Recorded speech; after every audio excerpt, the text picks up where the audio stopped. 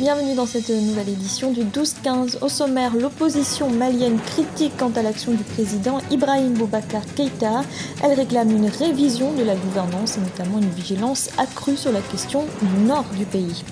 Rencontre inédite entre le parti au pouvoir et le principal parti d'opposition au Burkina Faso. Une réunion a eu lieu vendredi avec à l'ordre du jour l'éventuelle modification de la Constitution.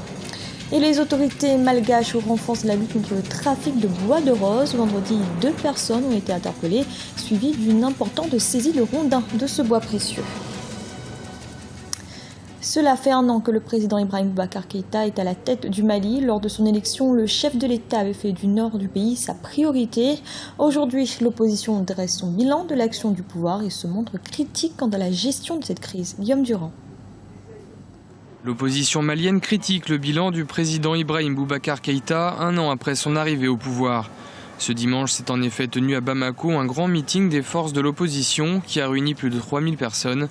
La corruption, la gestion difficile de la question du nord du Mali ou encore la sécurité et les conditions de vie des populations dans cette région comptent parmi les principaux reproches adressés aux autorités maliennes. La lutte contre la corruption n'a pas pris vraiment de l'ampleur.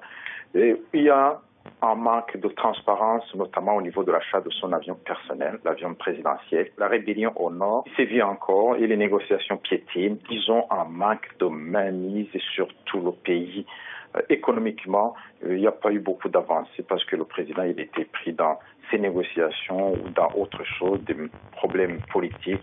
Néanmoins, les pourparlers engagés à Alger ouvrent pour certains analystes la voie vers un véritable dialogue civique. Surtout, le premier enjeu du mandat d'Ibrahim Boubacar Keïta, le retour à l'ordre constitutionnel au lendemain de la crise, a été mené à bien. Le premier problème auquel il fallait se confronter, on était confronté, c'était le retour à l'ordre constitutionnel. Sur ce plan, nous pourrons quand même reconnaître non seulement l'ordre constitutionnel normal a été établi, mais je pense que la junte est rentrée dans les rangs. C'est une avancée que les accords de Ouaga aient permis l'élection du président de la République, l'élection des députés, et qu'en un an, on puisse assister à un retour à l'ordre constitutionnel, qu'on ait également enclenché les accords d'Alger 1 et d'Alger 2 en se fixant comme finalité de revenir à Bamako, de réanimer le dialogue au niveau civil, au niveau technique et au niveau politique. Si au terme de sa première année de mandat, le chef de l'État, Ibrahim Boubacar Keïta, est parvenu à rétablir l'ordre constitutionnel et les institutions de l'État, beaucoup reste à faire. Les bases du dialogue intermalien sont posées.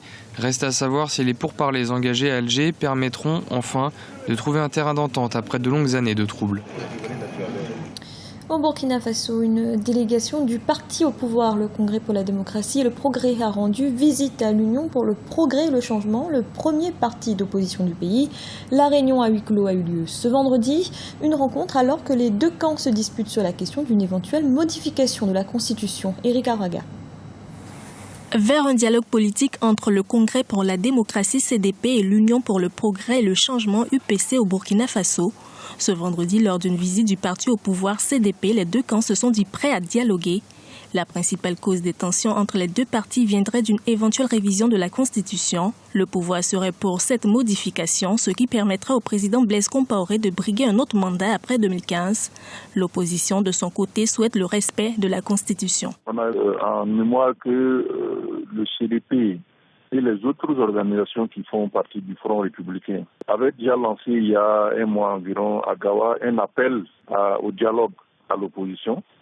Et cet appel était resté sans réponse de la part des partis de l'opposition. Donc je pense que cette visite qui a été effectuée, qui a été présentée comme une visite de courtoisie, également participe de cette volonté du parti au pouvoir de se rapprocher des autres organisations politiques, notamment celles de l'opposition, en vue notamment de renforcer leur volonté de dialoguer. La rencontre entre le CDP et l'UPC devrait donc décrisper le climat politique au Burkina Faso, mais pour certains spécialistes, il est difficile de dire à l'heure actuelle si ces discussions pourraient aboutir à un accord définitif entre l'opposition et le pouvoir au sujet d'une éventuelle révision de la Constitution dans le pays. À ce stade, on ne peut pas présager de l'issue du dialogue étant donné que les sujets qui pourraient discuter dans ce dialogue sont des sujets qui divisent fortement. La classe politique est nettement, diamétralement divisée sur la question de la révision de l'article 37. Donc, il peut y avoir des négociations, des discussions, du dialogue. mais l'issue me semble improbable à l'heure actuelle. Pour rappel, c'est le 2 juin 1991, au cours d'un référendum, que la Constitution a été approuvée au Burkina Faso. Cette Constitution, adoptée le 11 juin 1991, a été amendée pour la dernière fois en janvier 2002. Dans l'actualité également, la Tunisie accueille ce lundi une conférence d'investisseurs destinée à ramener la confiance dans le pays. Pas moins de 30 États y participent. La Tunisie présentera des grands projets prêts à être réalisés dans les domaines de l'industrie, de l'énergie, du transport ou encore du tourisme.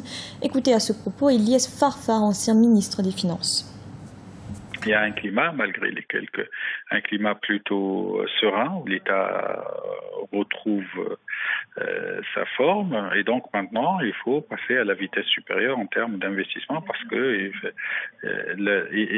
à la base, la révolution avait deux objectifs ou deux demandes. Le peuple a demandé deux choses. D'une part, la démocratie, la liberté, et également parce qu'il y avait un problème de chômage, un problème de disparité régionale. Et si on ne résout pas cette deuxième problématique, à savoir, et ça se fera que à travers l'investissement en infrastructure, l'investissement privé, les investissements directs étrangers, on va pas réussir la totalité de la demande révolutionnaire de la transition. À Madagascar, les autorités ont procédé vendredi à une importante saisie de bois de rose. 2 présumés trafiquants ont également été interpellés. Les faits se sont produits dans le nord-est de l'île. Des membres du gouvernement qui sont rendus sur place ont promis de renforcer la lutte contre le trafic de cette arme. Yohan Jameta. Il est l'un des trésors de Madagascar. Le bois de rose, à la couleur caractéristique et à l'odeur si particulière, est aussi l'un des fléaux de l'île Rouge. Espèce protégée par Antananarivo et les organisations de protection de l'environnement, le bois de rose est au cœur d'un vaste trafic illégal que le pays a du mal à endiguer. Apprécié en ébénisterie pour sa teinte rosée et en parfumerie pour son essence subtile, le prix d'1 kilo de bois de rose peut atteindre jusqu'à 20 €. La semaine dernière, près de 3000 rondins ont été saisis dans le cadre de la guerre contre le trafic du bois de rose, promise par le président malgache après son élection en janvier 2014. Alors, l'exécutif dans son ensemble a été fortement critiqué pour son inertie et son manque de réactivité jusqu'ici, et surtout après qu'un bateau ait été repéré, ou plutôt 4 bateaux aient été repérés il y a à peu près 15 jours par la population et par les organisations environnementales en train de charger des cargaisons de bois de rose.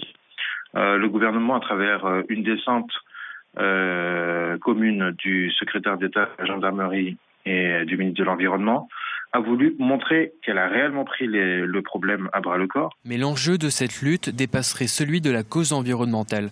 Pour le gouvernement, s'attaquer aux trafiquants du bois de rose et les arrêter, c'est neutraliser les réseaux illégaux qui pillent ce bien protégé. En révélant ces noms et malgré l'enquête en cours, le ministre a voulu en fait non seulement réaffirmer l'existence d'un état de droit, mais également la transparence, sans pour autant gêner l'enquête et le rôle crucial de la justice dans cette affaire, car la population attend une peine exemplaire. Le ministre de l'Environnement Ramparani a par ailleurs promis une tolérance zéro et des résultats. En attendant, des primes seront accordées à tout citoyen délivrant des informations sur le trafic illicite du bois de rose, une manière d'encourager la population à participer à la lutte contre l'exploitation abusive du précieux bois. Ils vont enfin pouvoir prendre la parole publiquement. Les victimes de la crise post-électorale en Côte d'Ivoire sont entendues à partir de ce lundi lors d'audiences retransmises à la télévision et à la radio nationale. Il s'agit de la dernière étape du mandat de la commission Dialogue, Vérité et Réconciliation. Écoutez Kwame Adjoumani, président de la Ligue ivoirienne des droits de l'homme. Elle vient point nommé, c'est le bien public, parce que nous allons prendre fait école pour les victimes. Il était important pour nous que les victimes soient mises au cœur du processus. Dans le mandat de la CNDR, il est qu'après avoir écouté d'abord les émissions qui sont passées et après avoir analysé et ressortir qui sont ceux qui sont victimes, qu'il va y avoir ce qu'on appelle pour nous les dédommagements. Tant qu'il n'y a pas cette étape, les victimes ne seront pas soulagées. Et pour nous, quand nous parlons des victimes, ce sont les victimes de tous bords. Et donc nous pensons que toutes les victimes de tous bords viendront se faire entendre. C'était le journal de la rédaction. Merci de l'avoir suivi. Retrouvez dans un temps une nouvelle édition du 12-15.